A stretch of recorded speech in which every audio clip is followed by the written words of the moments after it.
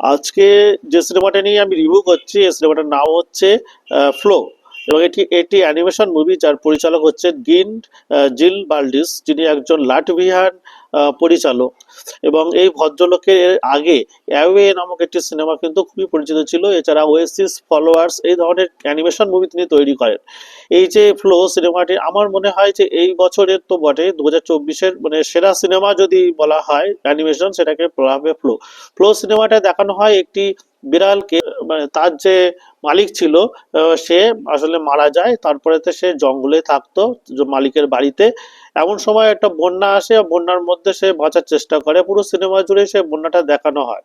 কিন্তু এই সিনেমার ভেতরে যে অন্তর্নিহিত অর্থগুলো আছে সেগুলো খুবই মানে উপাদেয় এবং দারুণ জিনিস। আমাদের জীবনের কিশোর থেকে যৌবন এবং যৌবন থেকে যে সমস্ত ঝড় ঝাপটাগুলো আমরা দেখতে পাই, তারপরে আবার আস্তে আস্তে কিভাবে নিজেদের গড়ে তুলি সেটা দেখতে পাই।